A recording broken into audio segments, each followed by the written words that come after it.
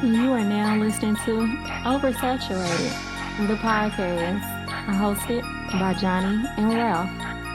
Now let's get it.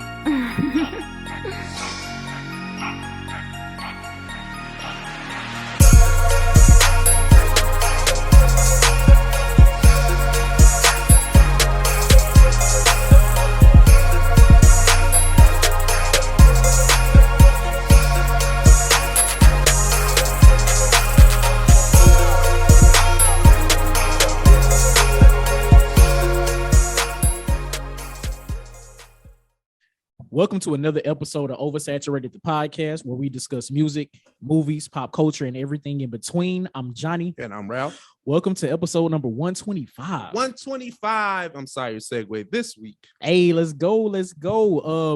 New listeners, please follow us on all social media. Facebook, just search Oversaturated, the podcast. Twitter is Oversat Podcast. Instagram is Oversat the podcast. And our email is oversatpodcast@gmail.com. And check out our website, oversatthepod.com. Anything you need to know about OS is there. Make sure you get your OS merch. Yes, sir. And if you want to follow us individually, I'm the Mind of Ralph on Instagram and Twitter. On Twitter, I'm JON2_B. On Instagram, I'm JBS_ESL_AAMU. This week, man. Oh no, we're actually doing a double duty, so this is not recorded in real time, if that makes sense. Like we're recording it like the day before it comes out. Yeah. So like something like that. You know, whatever. But listen, it's episode 125. We glad y'all here with us. Right, but we have a special guest. Man, we got a special guest, man. We got the homie, man.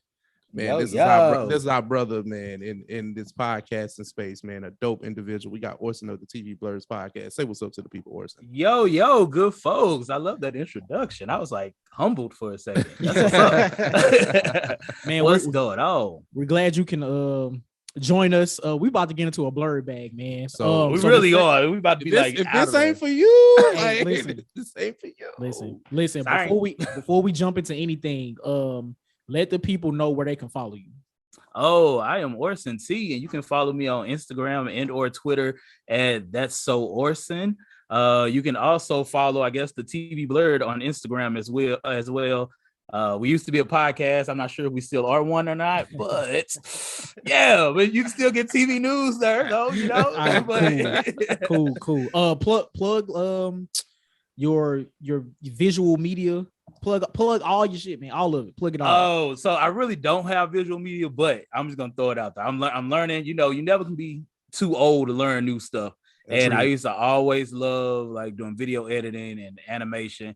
And so now I'm taking this time to actually learn it and build on it. So I've been dabbling in that. Actually, you guys helped me go to that next level with y'all comeback video, that promo video. I appreciate that so much. But yeah, man, it was great. It's definitely been fun learning. Like I tell y'all right now, the favorite thing is like subscription services, all these like Skillshare, even just free YouTube. Like it's so much stuff out there. People should be learning all the time. Yes. I mean, one of y'all episodes y'all asked about if college is important. I say fuck college. You better go to YouTube school, University of oh wait. I can cuss, right? I know. Yes. No, yeah. We got the explicit tag. That's right.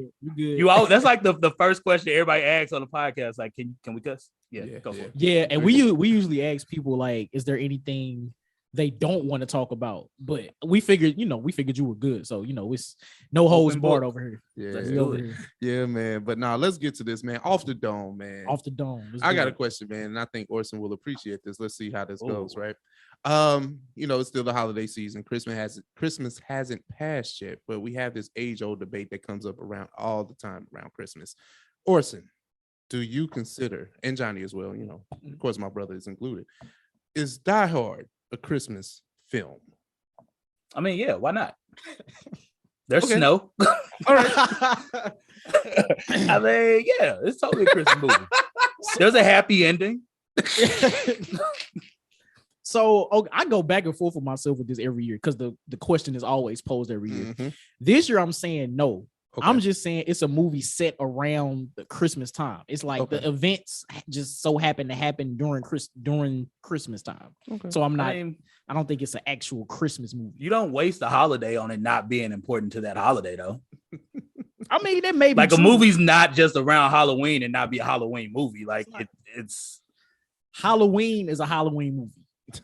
I mean, fair. But I mean, I don't know. Like, I mean, the theme of Christmas is evident throughout Die Hard. That's the really reason is. why he even comes to LA. That's the reason why, they're having the Christmas party in Nakatomi Plaza on the 18,000 floor. Like, I know it may not be the traditional sense of Miracle on 34th Street, but movies involved, and that's what Die Hard just happens to follow. It's like Hawkeye is going to go down as a Christmas TV series. but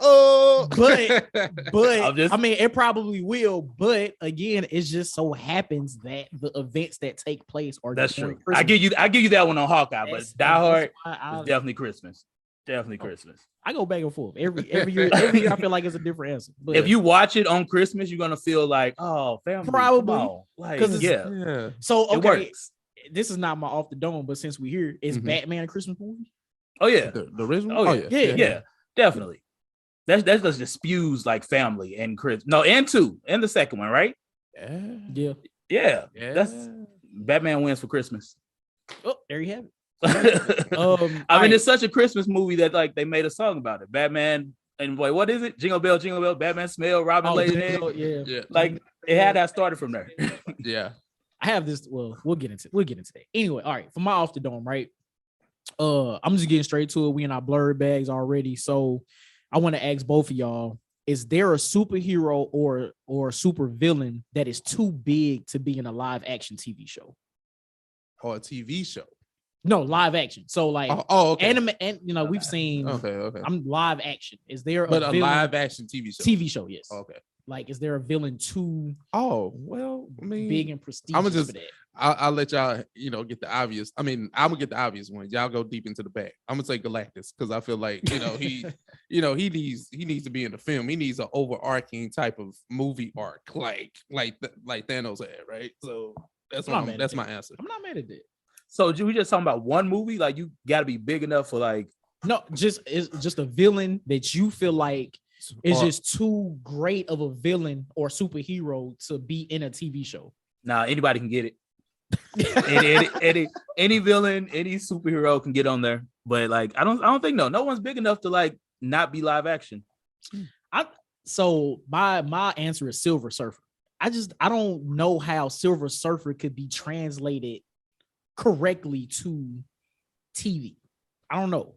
Because even in the Fantastic Four movie, like when he was like in the hospital laying on the bed, whatever, like he didn't really look that good. Like I feel like he has to be CGI, and I feel like live action TV shows are too low budget to have the good CGI to make Silver Surfer look good. Well, that's me. Well, I mean, they changed the, obviously the budgets with these shows now. So right, are we depending talking on about, the platform. you talking about CW or you talking about Disney? Right or HBO? Like I'm thinking in the sense of CW. Oh, okay. But yeah, like of course Disney got it. They got the money. It's a $1 trillion company. They got the bag. Because when you think about I didn't even watch all the Watchmen, so nobody judge me. But the Watchmen, the blue guy in there. So I feel like that'd be a good one on HBO Max. They can pull out the Silver Surfer. Yeah, but he was only shown as Dr. Manhattan like the last couple episodes or so. So like he wasn't even in his full blueness a lot of the time. Yeah. So blueness. I'm just saying. I just like blue that. skin. I don't know, but yeah, I'll give you that one. I don't know. I just feel like Silver Surfer is too, like his whole body is that. Like it's just I feel like it would be too much for a TV show. But if you suspend that element of disbelief, you just like, oh shit, it's fucked up CGI, but good storyline. yeah. If it's a good storyline, it worked. Yeah, true. How often does that happen though? I mean, the Watchmen was great. Don't get me wrong. But HBO kills it with storylines. How often does that? They really do. I think you just been hurt by CW. That's all. Listen, man, you may or may not be right. I'm not gonna get into that right now.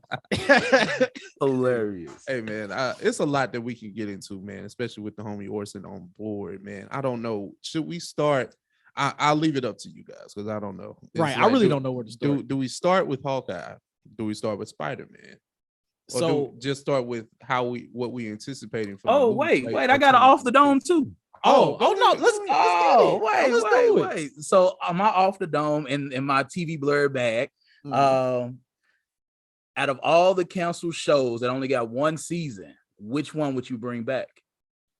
Oh, well, mine is an ESPN show. It's called Playmakers. It was centered around a fictional football team, and they really got into like real life, somewhat even scenarios that happen with real NFL players, and they just fictionalized it.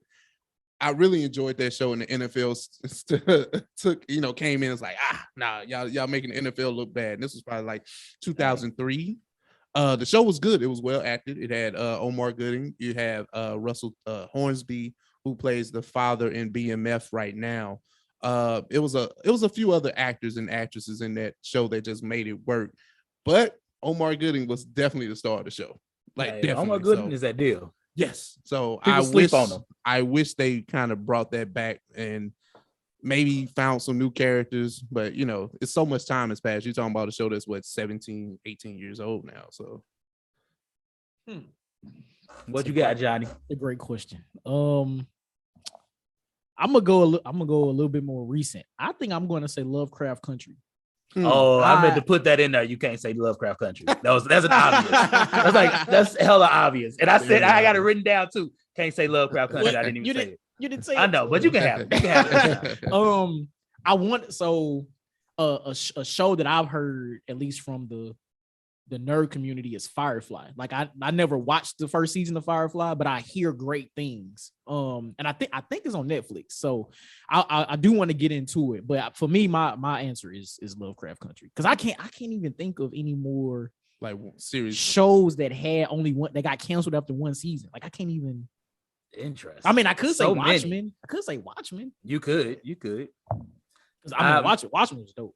Mine was the Muppets.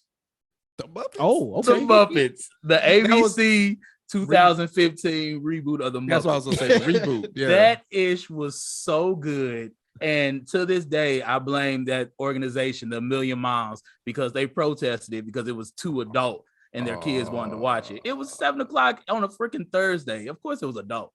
And that's how the Muppets started anyway. But like, that show was so funny to me, and I was so ready for season 2, and they ruined it for me. That's crazy. They're on my list. They will get Thanos snapped easily. Easily. If you could choose. That's funny. That was a dope question, man. Yeah, man. Shout out to Orson for dropping in on the Off the Dome, man. Hey, man. You know what? We don't really get a chance to talk about Hawkeye here. I think we should start with Hawkeye. Let's do it. Because we've neglected talking about Hawkeye because of how it started. We were very put off by the first 2 episodes. But let's see. Disney, MCU, they always find a way. It's true. This show is very entertaining now. Like, it started off kind of slow. In my opinion, it was kind of like, I was kind of like, I think we talked about this, Orson. I was kind of turned off about how WandaVision started, but then again, I stuck through it.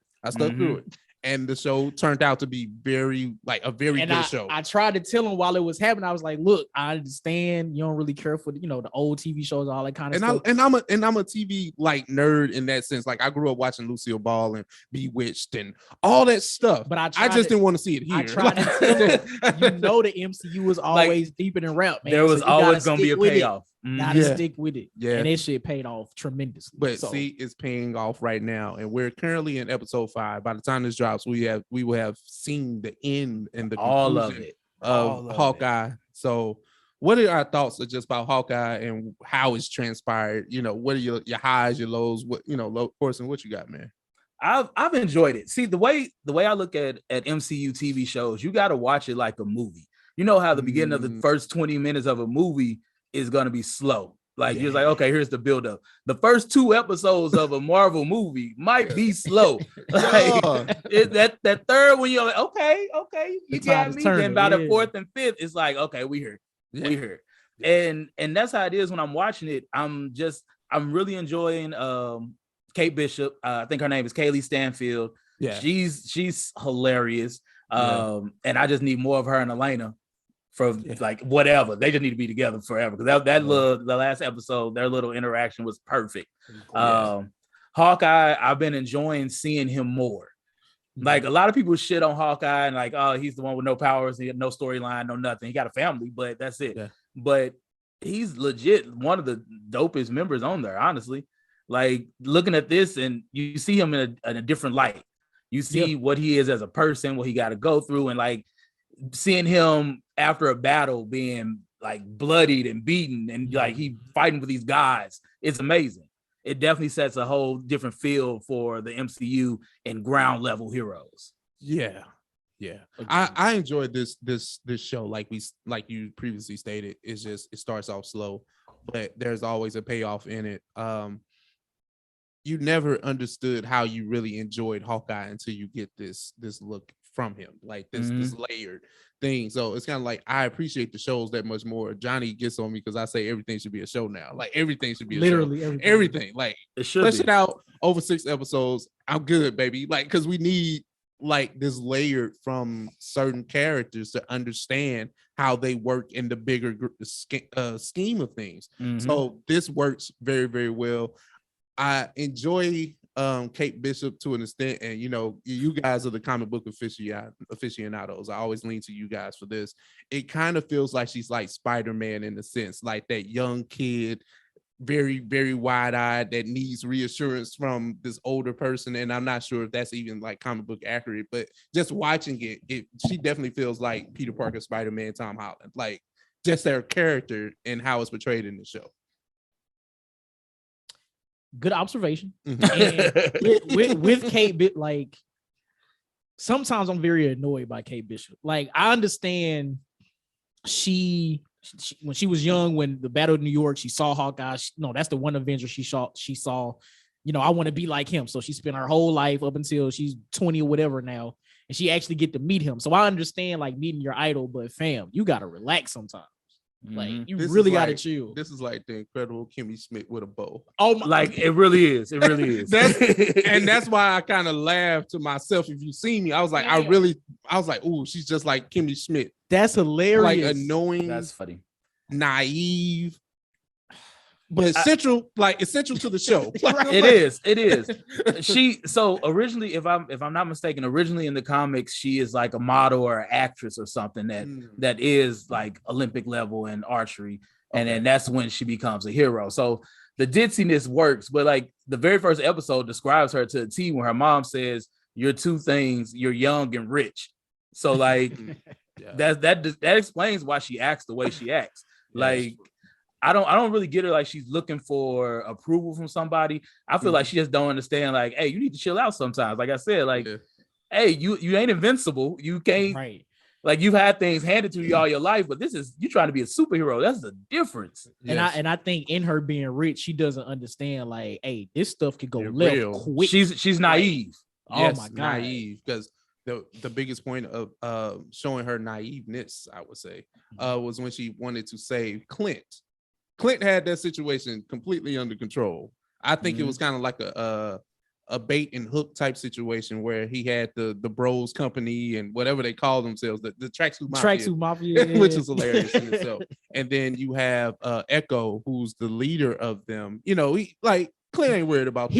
He got caught on purpose, because he wanted to get the intel from them, and then he was gonna break out. But she came in and made the whole situation worse, way worse. I'm like, come on, man. Like, come on. It's like we didn't have to do this. We really didn't. But the payoff with Milena, like these tie-ins from the MCU, the movies to the TV shows have been actually pretty good.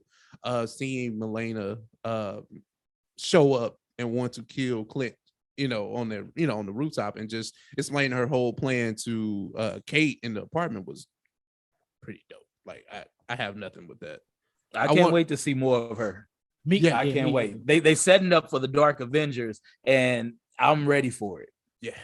Do y'all think so? The banter between Kate and Yelena, right? Especially like when Kate had the bow on her, could have shot her right with the arrow, but she didn't. That's like the same type of situation that Hawkeye and Black Widow went through.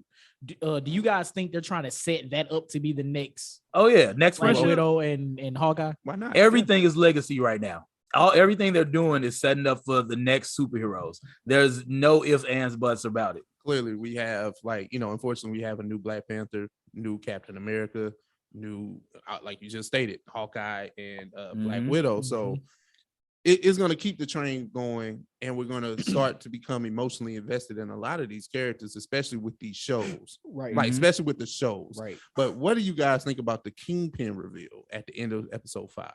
Oh, come on! You know what? I ain't gonna lie. That was a spoiler for Spider-Man.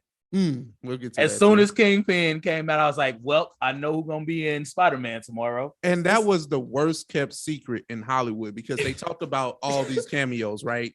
You know, going from, you know, obviously Matt Murdock and then, you know, the 2 Spider-Mans. Like they kept talking about it for months. So it's kind of like, honestly, if they didn't show up, I would have been disappointed. I was totally disappointed. Like, what the fuck is this? Like, right. Who wrote this? But that reveal was everything to me because I was mad when they originally said that none of the Netflix shows was going to be canon.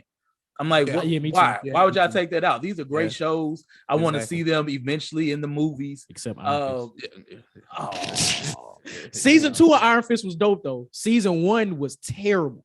I don't even know if I made it to season 2. Honestly, I thought season 1 was bearable. Season 2, I couldn't get with. Really? I might actually bearable because I felt like they tied it into Defenders, right? Yeah, that's why I feel like it was, you know, bearable. It's a possibility. I didn't even know they lasted for 2 seasons. You thought the first season was bearable or the second season?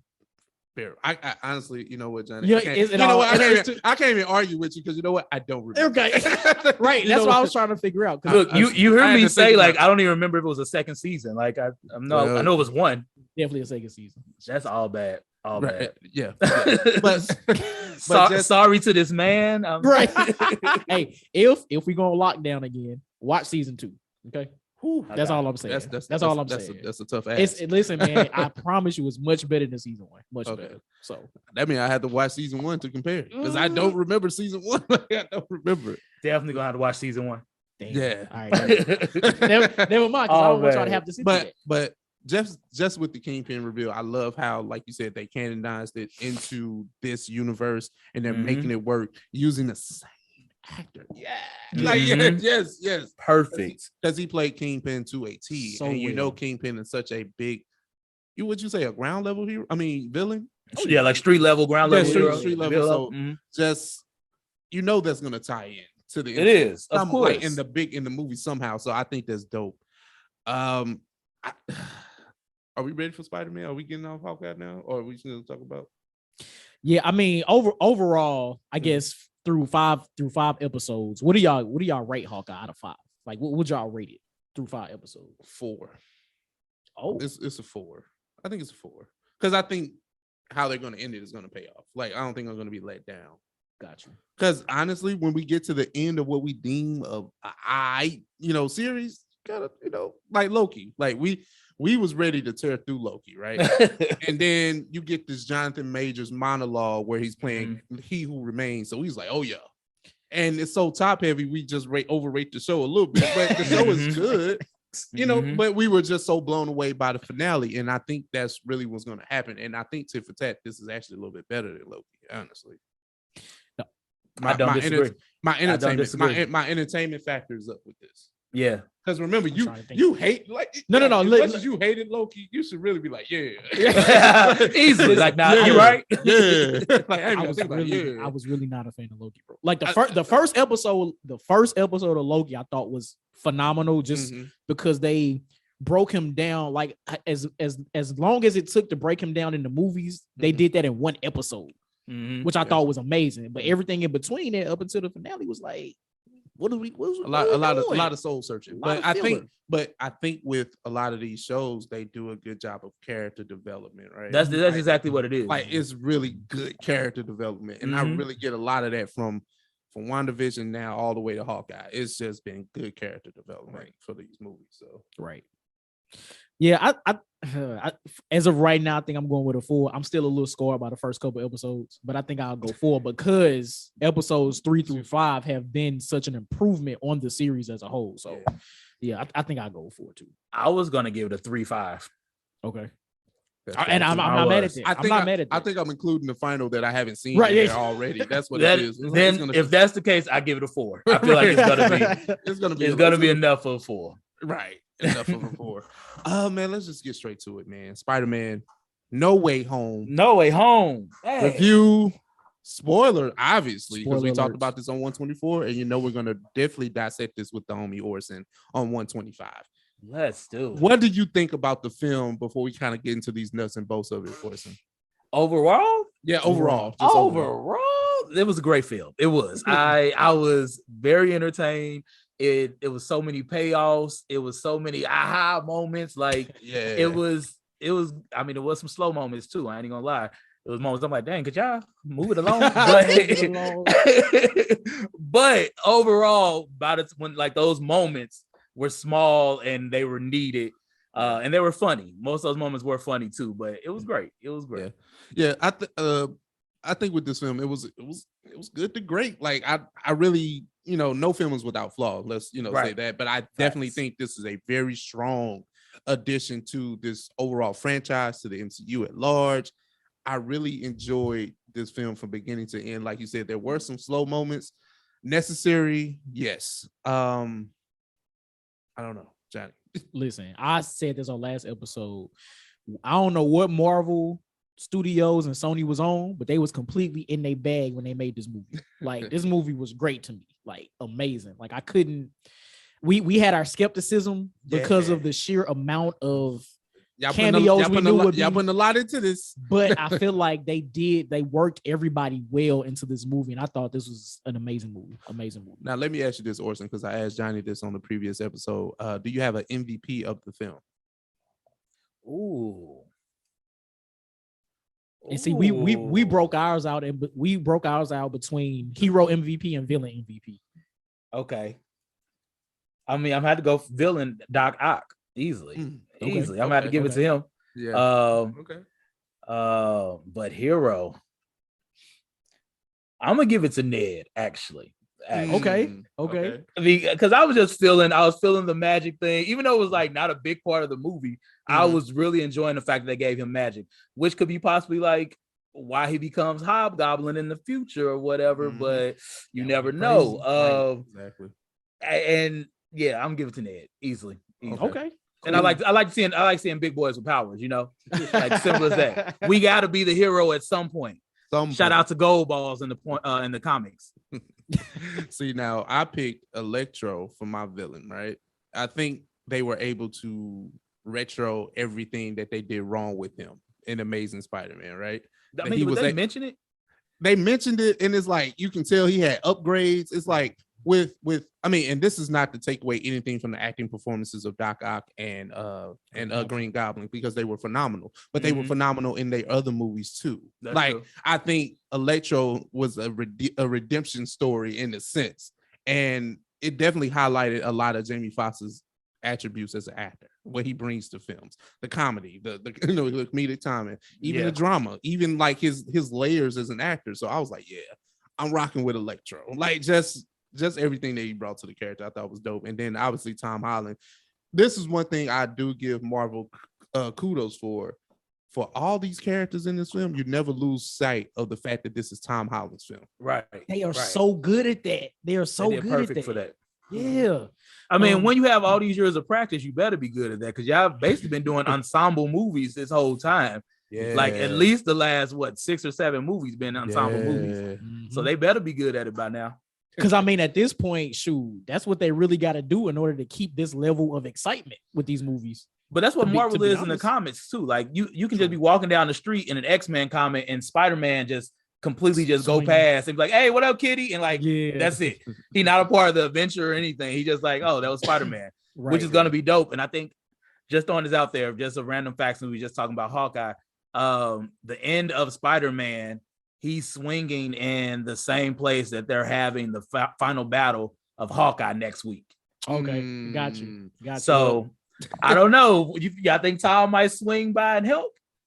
No, and I say that because Hawkeye takes place like a year or something after No Way Home. No, it's the same Christmas. I don't think it's the same Christmas because they had just destroyed the Statue of Liberty, and it's built in Hawkeye. With the shield. No, they just took the shield off. Remember they just put the shield back. It's still Christmas though. It's the same Christmas that Spider-Man had. That's the same year. Is it? Mm-hmm. Well, going I off didn't know that. the Rogers thing in Midtown where he was Right. swinging, and you see those posters. It has to be around the same time. And Right. then time. They do the same plays every year. Hamilton been running for Hellas. I mean, you're right. We'll give you that. We'll give you that. No, but so my MVPs, I had Green Goblin as the villain. Just him being able to like Ralph said, he was great in his own movie, but for him to be able to continue that and then manipulate a whole nother Peter Parker, like his performance was amazing. It was. And then I had Tom Holland too, because Tom Holland was acting like so many. We got to see so many different emotions from this Peter Parker in this movie, from Aunt May dying to his love interest to his best friend Ned, like from him beating up Green Goblin at the end, like almost killing Green Goblin, like, and seeing the anger in his face when he was about to actually kill him. Like Tom Holland acted his ass off in this movie. Those are my two favorite moments in the whole movie. Man, listen, he was May dying and him. Goblins. You know, that's a nod to the comics. There's this comic where Kingpin hires someone to kill Spider-Man, but they accidentally shoot Aunt May. And so she's in the hospital about to die, and he goes to the prison where Kingpin's at, takes his mask off, reveal who he is, beats the dog shit out of Kingpin, and basically say, if she die, I'll come back and finish this off. I will web down your throat. You will suffocate to death, and that'll be it. It was crazy. Kind of dark, huh? Yeah. So dark. So dark. They'll never put but that's exactly what that fight was. They'll never put that in the film. But it's funny because, like, we pointed out this last episode, I think this is the first time that Tom Holland's Spider-Man has actually been pressed, where he actually experienced the personal losses of the previous two Spider-Men, right? Like, you know, Tobey Maguire, he lost Uncle Ben first film, right? So we understood where his frustration and why I need to be Spider-Man comes from. Right. This version of Spider-Man seems to be coddled because everybody knows who he is, as far as like his inner circle, his Aunt May. You got Iron Man, now you got Doctor Strange helping you out. Happy, all the Avengers. Exactly. Yeah. But even in Ultimate Spider-Man, he lost Gwen Stacy. Like, you have that layer of loss, and why am I doing this? He just got bit in the Marvel films, and it just seemed like, all right, I'm a superhero now. He came into the MCU as Spider-Man already, even though he was only Spider-Man for 6 months in Civil War or whatever. We were introduced to him already as Spider-Man, not just Peter Parker. But he never experienced the loss that turns Peter Parker into the hero that we, kind of beloved. Was it not? Does he not have an Uncle Ben at all? Was that not a thing? I was wondering that in the movie too. I think they mentioned it. I think in Homecoming. I just feel like the way they all three of them was like, oh, that was what Uncle Ben said. It was like, yeah, I had an Uncle Ben too. How he was looking, but like, it's never been said. I don't think. I don't think they explicitly mentioned it. Uncle Ben, but like there was like a briefcase or something in one of the movies that had his initials or something like that. Like they never verbally mentioned it, but he's been hinted at, Right. Yeah. But yeah, the moment when Aunt May died, I was like, "Whoo!" Did y'all cry? Did y'all cry? I was close. I cried. I was close. I didn't cry. I definitely teared up. I wouldn't lie to y'all. I would, if I cried, I said it, but it was close. It was real close. I held it until I saw him break down. Like after she actually passed and he broke down, I was like, oh no, I can't. I ain't even gonna lie. Mine started and she wasn't even dead yet. I was like, we kind of knew what was coming. When she got hit, they started playing that sad music. I was like, oh, here you go. Here you go. And you still can't fight it because no matter what, you got a character arc with this Aunt May. Like this was. I'm turning up now. Like I'm like, because we've been able to rock with Aunt May for a few films. Yeah, like this ain't just Uncle Ben at the beginning of Spider-Man. Right. Like, we've been able to rock with her. Right. And what do you think about the cameos from this film? What do you think about those? Like just Matt Murdock, obviously the other two Spider-Men showing up. Like, what do you feel when you see them? There was no bad cameo. I enjoyed every minute of it. I wish Matt Murdock would have been in it just a little more. Me too. I knew it wasn't gonna happen, but I would have loved if he would have suited up. That would have been just great. But I knew it wasn't gonna happen. Like that was asking for too much. Way too much. Like, but if there would not have been the other two Spider-Man in it, and that was like the secret that Matt Murdock was going to be the one helping him fight them, I'd have been down for that. That'd have been cool. That would have been dope. I'd have been like, at that moment, I would have been like, what the fuck? Like, let's do it. Like that would have been it. But every cameo was good. I don't know. Sandman was kind of waste to me, but it was cool. Yeah, it was cool. Like, I mean, because obviously I think it's really the actor thing, right? I think they wanted to focus on those big three villains. Like, if somebody's gonna have to be lost, like in the Sandman and Lizard, definitely Bill. Definitely. Like, yeah, he was one note. Sandman was definitely the one note character. He's like, I want to get home to my daughter. Just chill out, bro. You're gonna get home. That's where we want to take you. We don't want you here. Like, right. Like, why are you going against us? But yeah, that's it. Other than that. But yeah, those cameos were dope. But no, go ahead, John. No, I was gonna say I do like the fact that they showed Matt Murdock's like gifts or powers or whatever when he caught the brick. Yeah, like, when he I called thought it. That was dope. How'd you that? I'm a lawyer. Okay. Right. I'm a great lawyer. Yeah. And then the placement of the other two Spider-Man in the movie. So like having them show up right after Aunt May died, I think was a good placement for them to take our minds off of her dying. I think that was formulated perfectly. So I love their introduction to the movie. And I feel like they weren't overused. Watching them work together as Peter Parkers, coming up with the keep saying antidote, the cures for all the different villains and stuff. Seeing them actually use their brains as Peter Parker, I thought was amazing. Amazing, because I feel like we don't get to see that enough, especially in these MCU Spider-Man movies. So I thought that was dope as hell. Yeah, because he's very lenient on others. For right. Always. But what didn't you like about this film, Orson? Because no film is without flaw. So what do you think was like something you didn't care for? I think there was only one moment that was like really just too much for me. It was the moment when they were in the apartment getting all the cures together one night. I felt like that scene was just long for no reason. I really didn't care for it. Like nothing happened during that scene. He made it and everybody just talking to each other. It wasn't really anything funny, you know.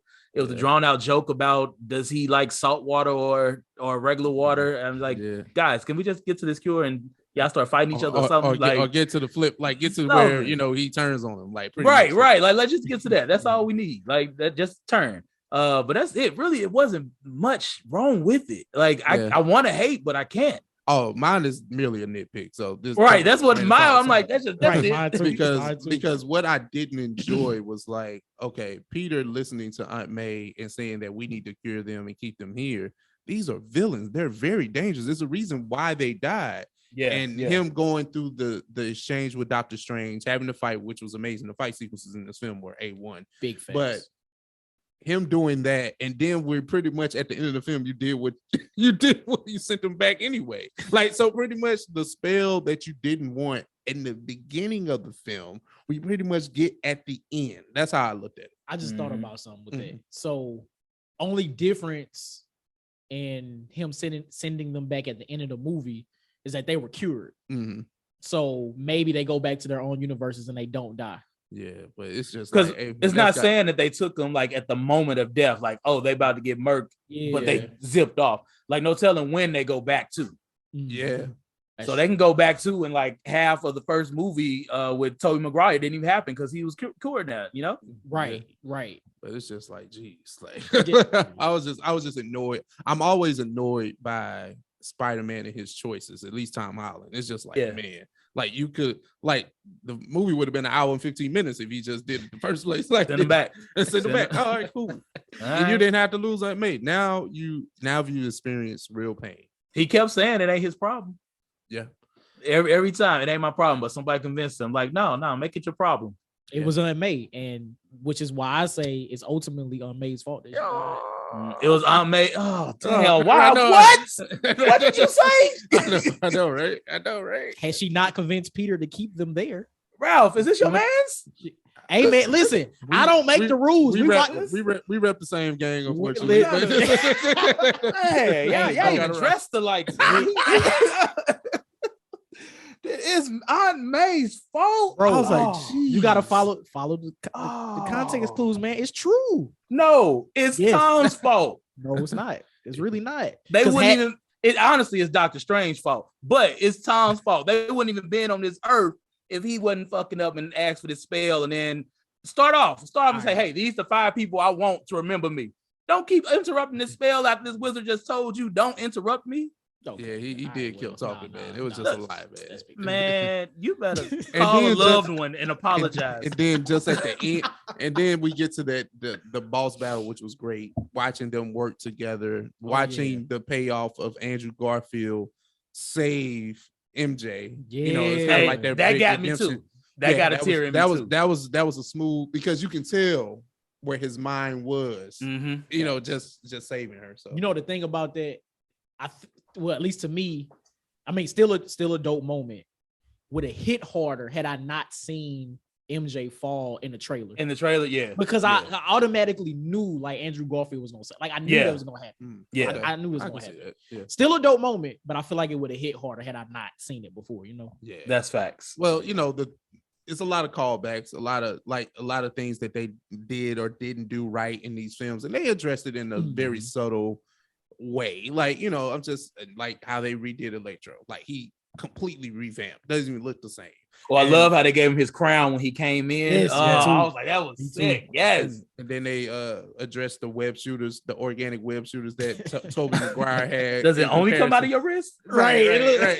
So it's like little things like that they definitely addressed. Like, did y'all notice that they call Andrew Garfield Spider-Man 3? Yeah, like, it was kind of like a ranking. I was like, that's disrespectful. But see, or because he didn't get to be Spider-Man 3 because he didn't have a third movie. I like that. See, I appreciate the fact that they took like the general consensus of everybody with him being the worst Spider-Man and like putting it into the movie, even with Tobey Maguire going down, you know, convincing him that he's amazing. Like I thought that was dope. That was so funny. It was. No, don't listen to everybody. You're great, man. I think you're awesome. You're amazing. You're amazing. You're amazing.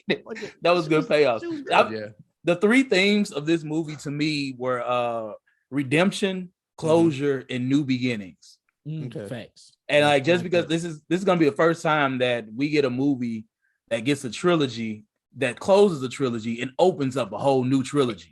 Exactly. Like, and then just to put this in his life now, like this is going from high school to college. Like you're going from a kid to a man now. Like you didn't lost the most important woman in your life next to both the most important women in your life. Because MJ doesn't remember him. Question: who do you think gonna remember him first? MJ. I think they're gonna have MJ remember him because they played on it too much. Like she felt like a vibe, a spirit, just like it's something about him, right? And you can tell she still had her necklace on. I was just finna say that even in the last scene. So that's the broken necklace that he gave her in Far From Home. She had it on throughout the whole movie, and even after Doctor Strange cast the spell, he went to see her in the coffee shop. She still had it on, so that I mean, it's still that connection there. So yeah, man, she has to be the first one to remember. Yeah, I think it'll be MJ. So let's kind of get to these after credit scenes and whatnot, right? What did you think about the mid credit scene first, Orson? Well, wait, remind me. I forgot what the mid credit scene was because I'm thinking about Eddie Brock from the Sony from Venom. That's why I forgot what the mid credit scene was. Okay, with it. That's why. I mean, I guess he left Venom here a little bit, so okay, I get it now. But that was a waste. This is my this is my prediction, right? I think Marvel and Sony are not going to play right when it comes to the sharing of Venom. So that's why he was in Mexico. Like, it's a little blob of Venom down in Mexico because if they was really about it, he'd have been in New York. That's my theory. Like if Eddie Brock had left the Venom joint in New York close to where Spider-Man actually is, all right, we can talk now. I don't think they'll make Spider-Man Venom first. I think they just going to go ahead and give it to Flash. I see that too.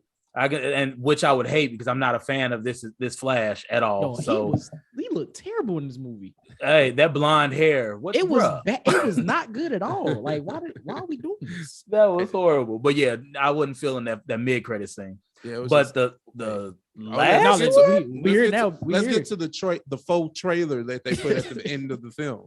I was like, this ain't no scene. This is a trailer. I said the same thing. So I had already saw it a couple of days before because it leaked online.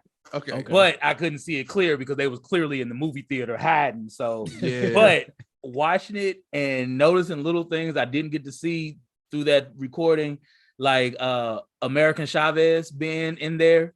I don't know if y'all peeped that. The girl who had the blue jean jacket with the star on the back. Yeah, that's America Chavez, who was one of the big. I didn't know who that was, but I just remember that part. Yeah, so she's gonna be big when they start building up like the Young Avengers and stuff with Hawkeye and everything. What character is she supposed to be? Because I completely missed it. Oh, that's her name. She don't have a superhero name. Her superhero name is her name, America Chavez. Okay, got you. Yeah, but she's gonna be, her first movie is gonna be the Doctor Strange movie that brings her into the MCU. She's a Latina woman who can punch portals into reality. So she basically punches and this star portal open up and she can go anywhere that she wants to. She can fly and got super strength as well. She's a really dope character. Wow. Hey, that's hard. Yeah, so she's in it.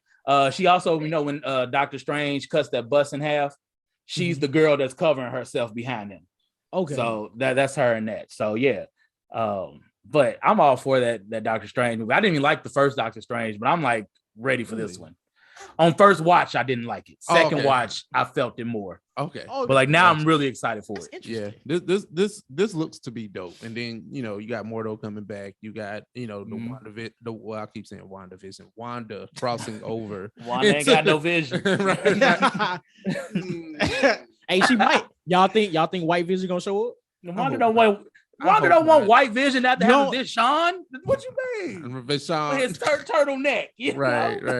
I hope White Vision doesn't show up.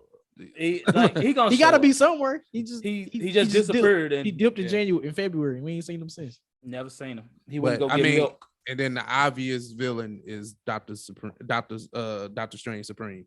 Like clearly, right? I thought that was.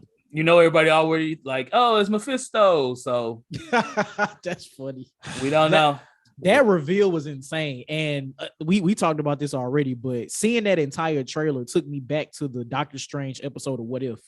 It seems like that at least the trailer takes everything directly from that episode. Because even some of the monsters that we saw in the trailer were in the What If episode, the ones that he absorbed. So, it's gonna be dope. I can't wait to see what other multiverses we actually get to peek into and all that kind of stuff. Like I can't wait. Yeah. I can't wait, man.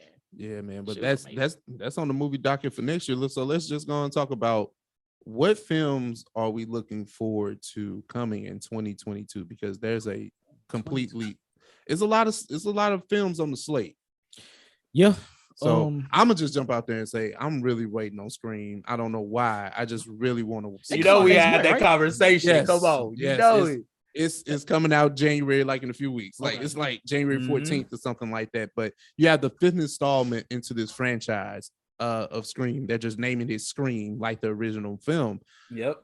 The first film came out in '96. I'm wondering how, with this resurgence of horror films, even into the popular, just the popular culture right now, like you see a lot of horror films. I wonder how a slasher film will fare right now, how it will be received. Like we can't focus on box office numbers because those are two different things.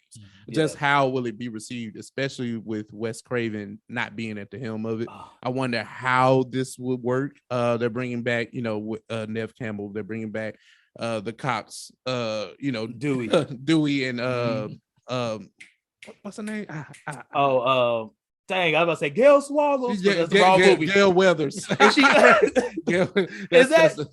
Gail in that one too? Yeah, she's Gail. Okay. She's Gail in that one. So in Black Mind, Scary Movie and Scream is like, you be out there like, wait, which one? Okay. Yeah. But just having that kind of reboot, I'm a huge fan of Scream. Like, the first 3 for sure. Like the 4th one is not a bad film at all. But I'm a fan of the franchise. I just want to see what, how, when, and where. How does this work? How do they bring it? Does Sydney actually die this film?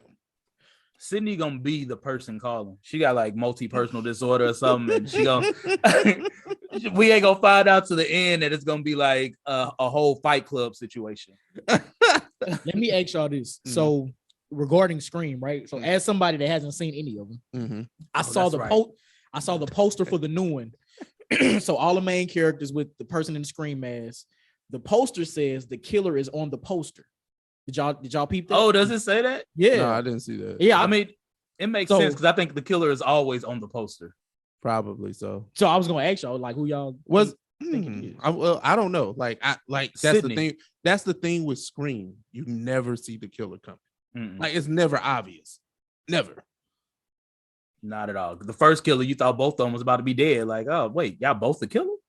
Right. Y'all fake stabbed each other? What? Right. That's crazy. Oh wait, no, I was about to say spoiler. Sorry, Johnny. But no, you good. Go but for it's like 30 years later, so it's not late. Listen, I'm curious.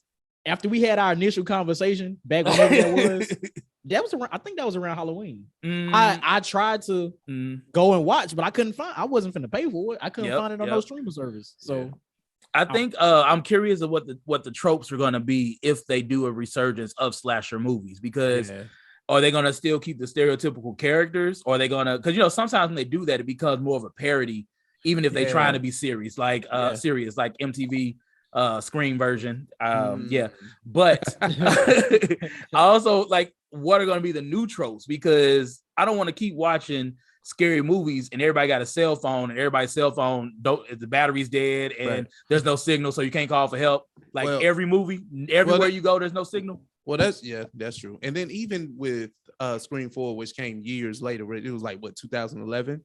I think they did a good job of modernizing what the slasher film would be in that era. So now we're talking about 10 but Wes years was still after? Alive. Yeah, Wes was still alive. That's the other thing. They're continuing this franchise without its head honcho, and that's where my pullback comes from. Like, I'm excited to watch the film, but Wes Craven not being there is kind of like the Wayans not being a part of Scary Movie after part 2. Like it's not the same. It's like no purpose, like the mid-credit scene in Spider-Man. No callback. Y'all excited for the Mario movie? I'm excited for Sonic. That's a joke. I'm excited. There is a Mario Sonic movie too. coming. I was about to say, I thought you would have went Buzz Lightyear, like Lightyear film, like the origin for that. Also interesting. That is interesting. I'm not saying I'm running to the movie theater to watch it. I would watch it on Disney Plus when it comes out. I would watch it. Right. Yeah. I'm definitely watching it on Disney Plus, but I ain't paying for that. No, definitely. I'll wait for it to come out. Yeah, exactly. The one movie I am most excited for next year is The Flash. Okay. Like that's next year for sure, right? That's what I'm seeing. Okay. I know the Batman for sure. I just didn't know if Flash was 2022 or 2023. That's why I brought it up. So the Batman comes out in March, if I'm not mistaken. Yep. Not sure about the Flash though. I just see that it says 2022, and I think they've been shooting it. Like, they should be close to done with production, I think. So, oh no, I don't trust anything about the Flash. I gotta wait till it's in the movies to trust that it exists. I don't even know. Especially with what the success of what Marvel just did with their multiverse, and the Flash is supposed to bust open what the DCU has as their multiverse. So. We'll see. But I am scratch the whole movie. Don't do that. Do that. I said that last time too. I'm like, just scratch the whole movie. I need that. Try again. Now, I'm like we talked about in our previous conversation, many moons ago, but I really feel like the DCEU will have a good resurgence.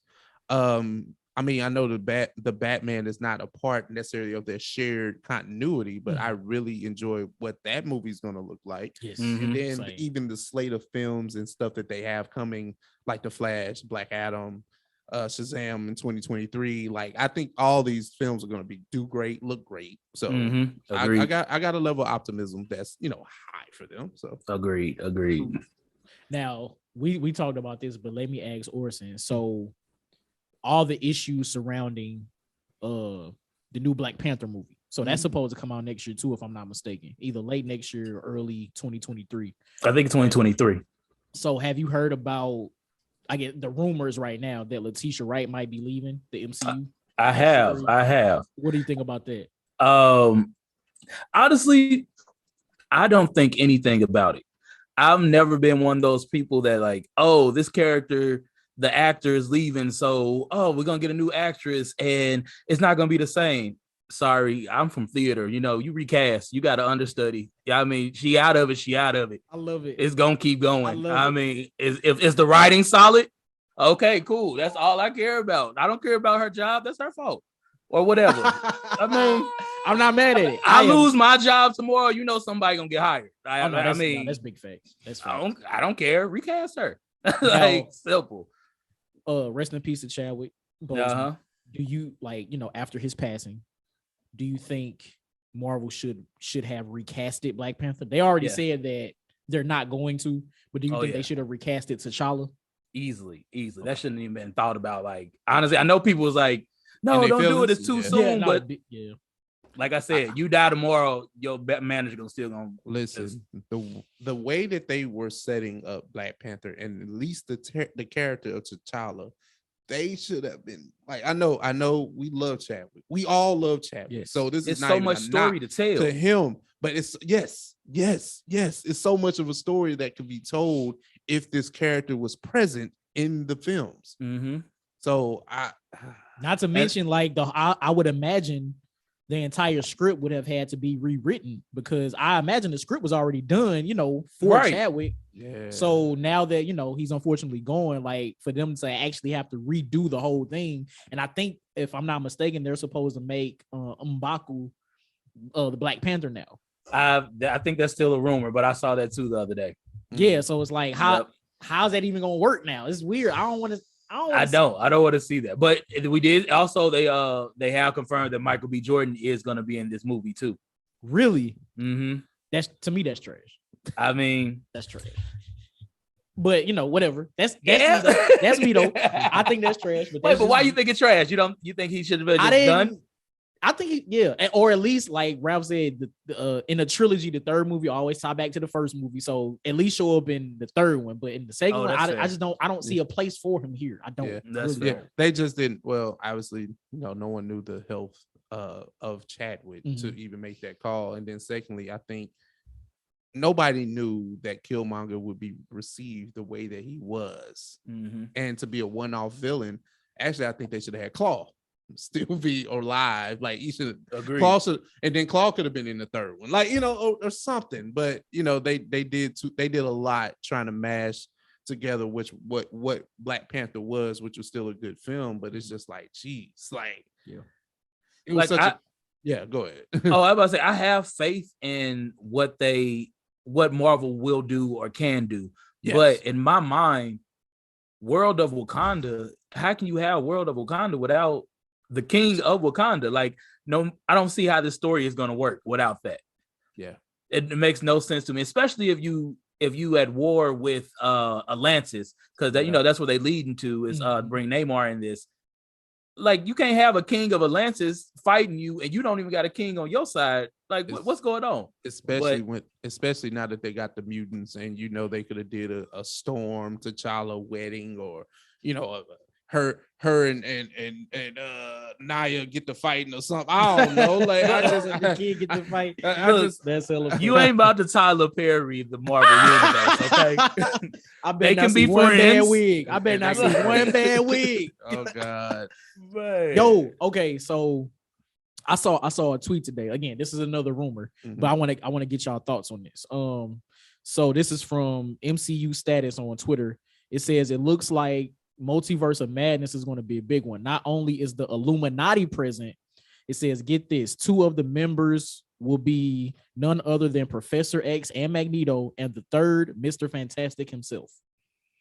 So what they're saying is, in the new Doctor Strange Multiverse of Madness, we're actually going to get the Illuminati, the Marvel Illuminati, which is going to include Professor X, Magneto, and Mr. Fantastic.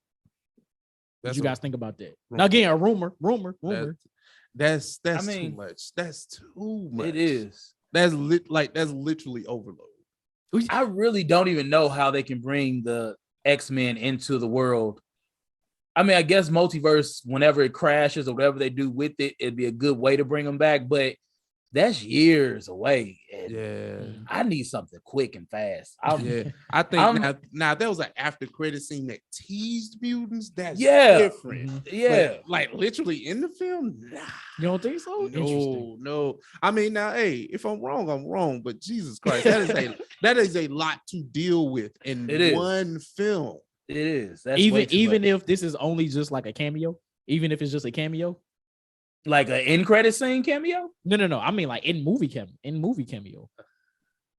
Because I mean, listen, a year or two ago, we were saying the same thing about Spider-Man.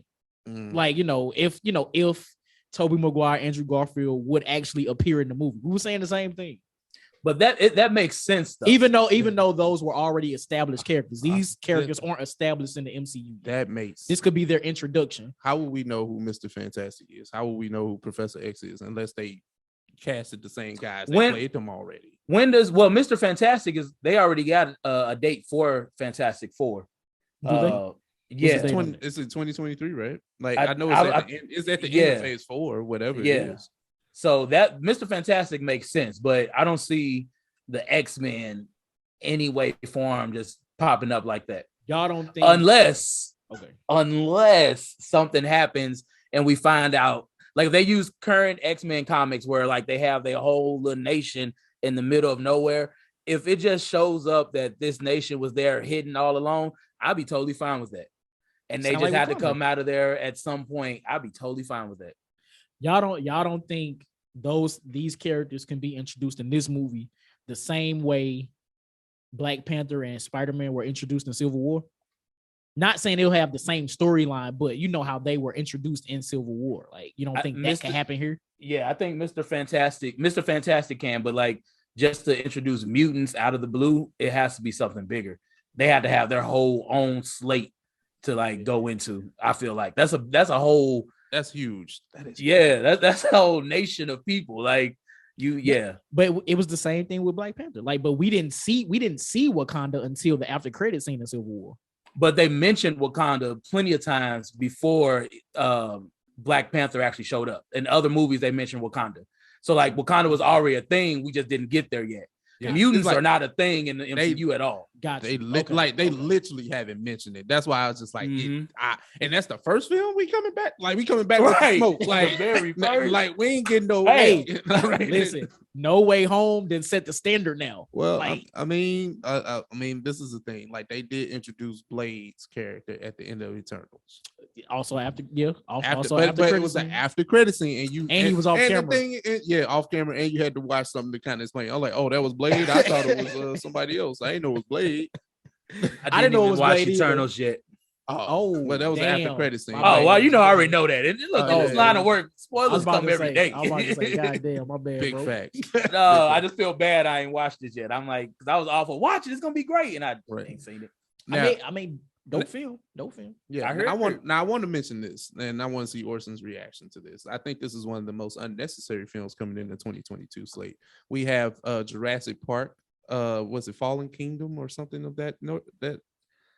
Hold on, it's Jurassic World Dominion. World Dominion. Yeah, is that a thing? Like, do they have a concept for that shit? We don't know what the concept of Dominion is pretty much the fact that the dinosaurs are actually living among people now. Oh hell! I know, right? Oh, because that's gonna go great. Yeah, like no, just give it up. Just give it up, Jurassic Park. That's why I was We're like, done. listen, We're done. After Fallen Kingdom, me and Johnnie talked about this in between. I think it was pre-production. I was just like, that film was so horrible.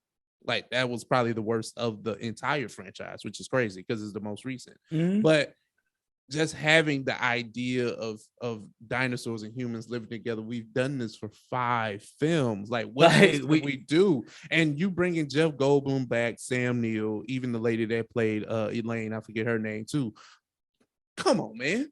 Come on. It's not that much nostalgia in the world. Like it's not like you like because they tried that with Jurassic Park 3, bringing Sam Neill played Dr. Allen back, and that wasn't enough to save that horrible film. And then you're gonna just because Jeff Goldblum aged into a nice silver fox, they want him back. he aged very gracefully for a white man. Like he looks great for his age. So bringing him back ain't gonna do nothing. Not for this horrible film. This film is not good. I feel like Jurassic Park is doing what Planet of the Apes did back in the day. Just a bunch of movies. None of them really kind of make sense. That people are gonna enjoy them, I guess. Maybe not. They're gonna keep making them, and eventually, these dinosaurs gonna be talking. Like they're gonna be talking to us. That's what they doing with Fast and Furious. Didn't they go to space this last one or something? That's what I heard. They just doing shit now. I'm not watching. They just doing shit now. I refuse to. Like, y'all insulting my intelligence. They want to be the Avengers so bad. They do. They do. Like Power Rangers, all that. all bad. But yeah, I'm not feeling that. Jurassic Park just need to stop. Yeah, it definitely should. I just wanted to point that out. Did y'all Alt see delete? Did y'all see Spider-Man in IMAX? Yeah, I did. Oh no. Did you? There was a. I did too. There was a trailer for a movie called Moonfall. Did y'all see that? Moonfall? With Halle Berry. Oh, yeah. I was nice. Intrigued. That looked nice. Like I treated Joe for his birthday, so he went to go see the movie, and he didn't think that was an interesting looking movie. I was like, wait, what? Like that, I was sitting there like, damn, this is dope. Like even just the visuals alone, right? Yeah, and that's what got me. Man, I can't wait to see that one. I'll check that one out. Let's see. I think we pretty much wrapped up our movie talk. Yeah. Before we get out of here, I just want to have us to have a conversation about like TV shows that we're currently watching. Like what TV shows, old, new, whatever. Like what y'all watching right now? I challenged myself to watch what people deem to be classic TV shows. So I'm currently watching Game of Thrones right now. I'm on season 2. It's pretty good. It took me a long time to get past the first episode of season. Is that a classic already? I don't know. Like we said classic TV. I'm like, okay, what he about to say? Murder She Wrote. Like, well, when I say like, those type of dramas that people really go off for, right? Because appointment television shows. Yeah, you think about The Wire, you think about Sopranos, you think about Breaking Bad, you think about all these like layered TV shows, and I really wanted to watch like what people deem to be like some of the best. So if you say Sopranos is the best, I'm trying to power through that thing. I'm on season 4 of that, and I kind of fell off with that. I'll get back to it.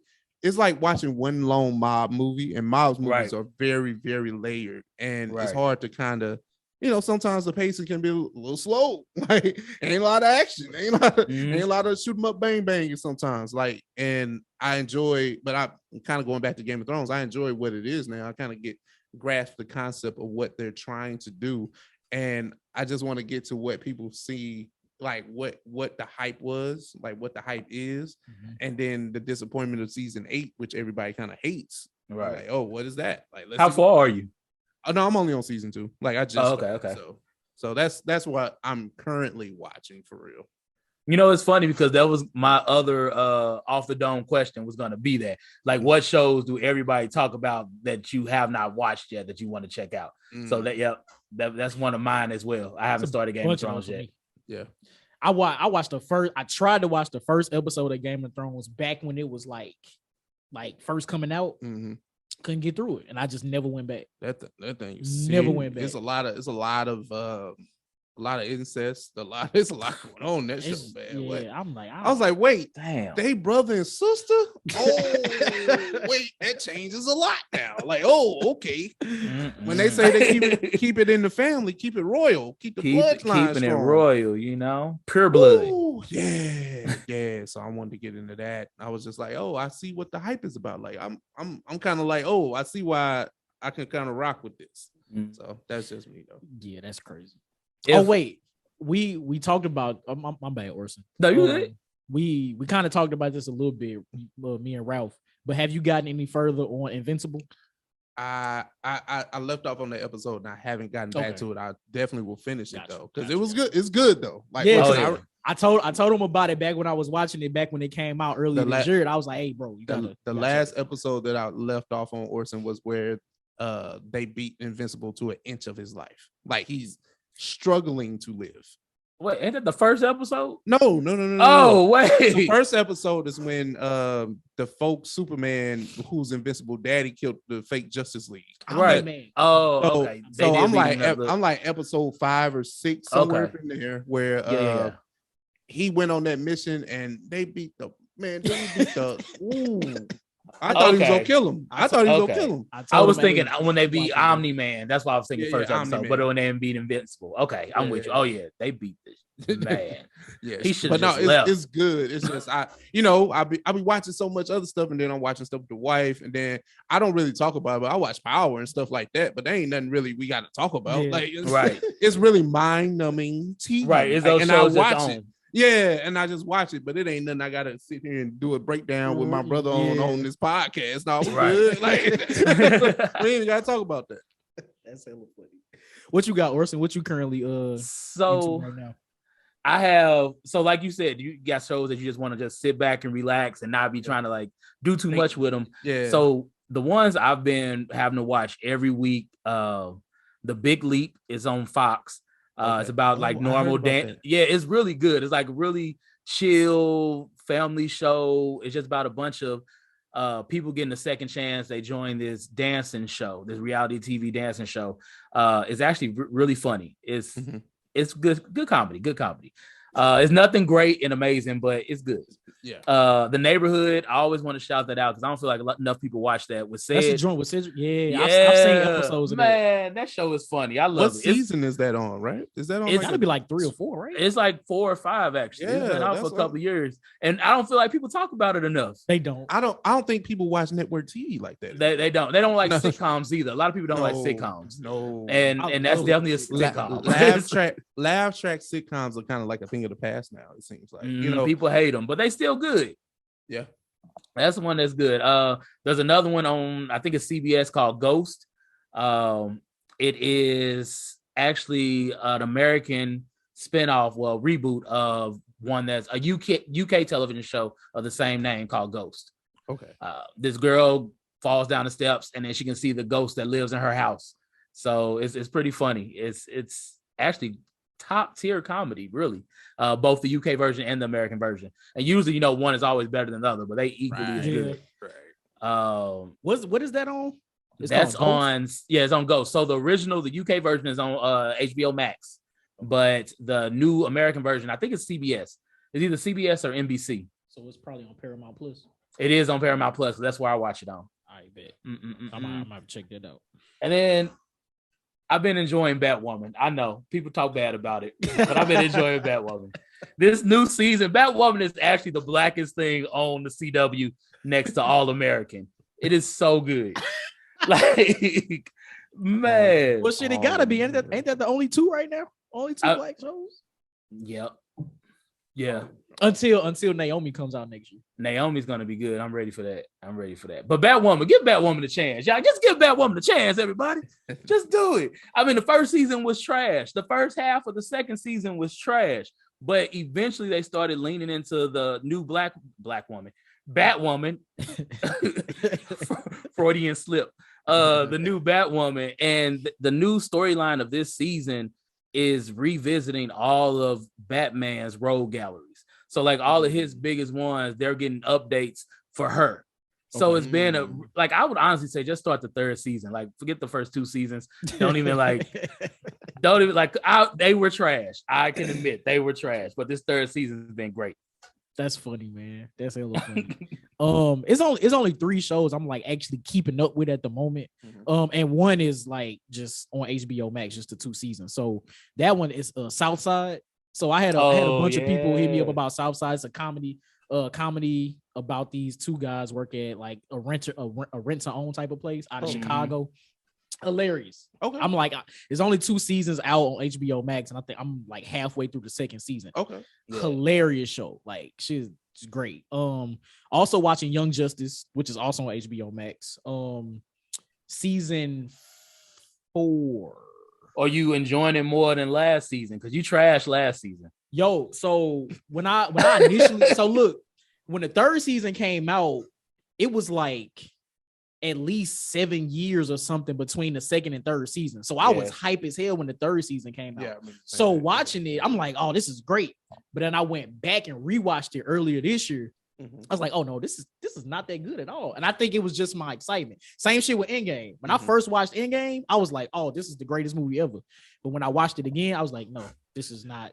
You know what I've learned with shows that are movies or music or whatever that's kind of disappointing. You have to judge the art for what it is and what it's not. Mhm. Like what you think that it should have been. No, what is it right here in front of you? Yeah.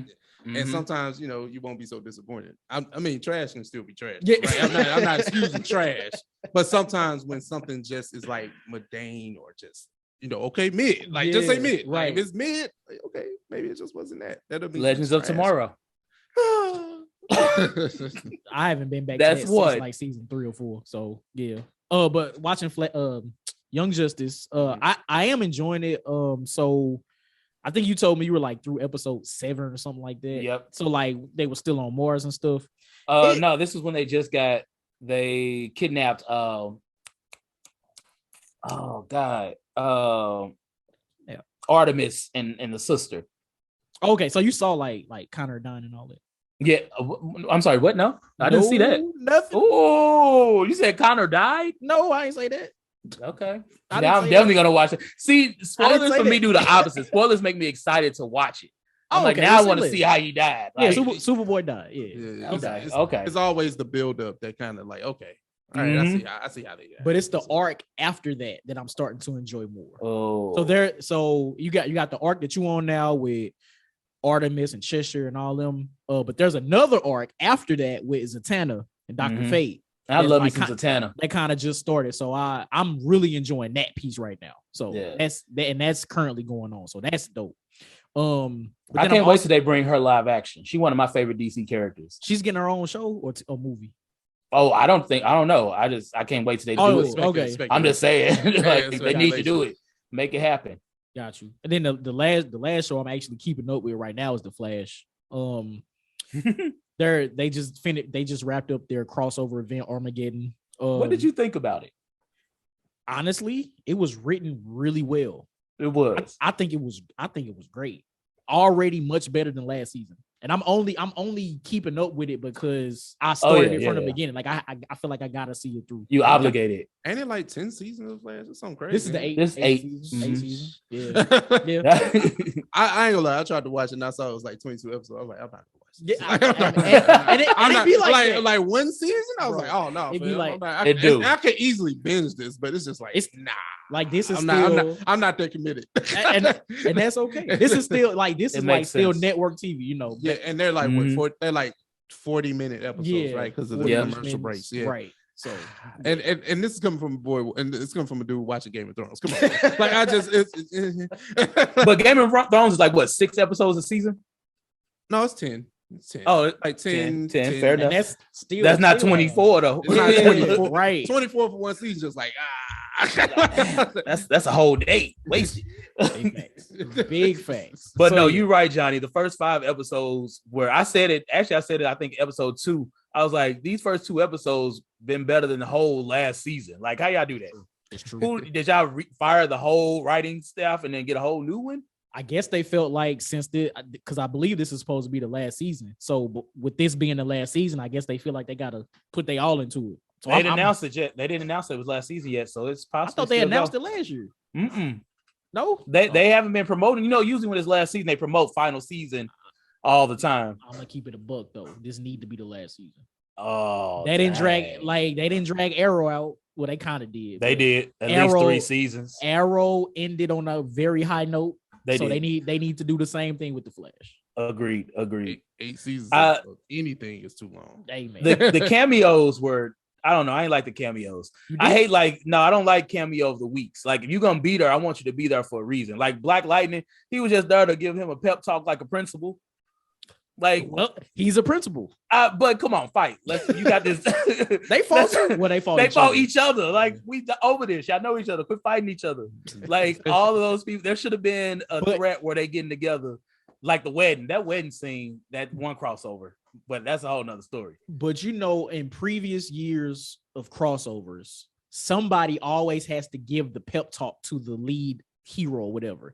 And since Arrow isn't here, because usually it would be him, somebody had to step in that realm. Yeah, somebody had to, but to be there just for those 20 minutes of a 5-episode arc to give that, And then when you did it as the whole promotion was a crossover, so he should have been there for at least 3 of the 5 episodes. Like, should have threw a come punch on. at somebody.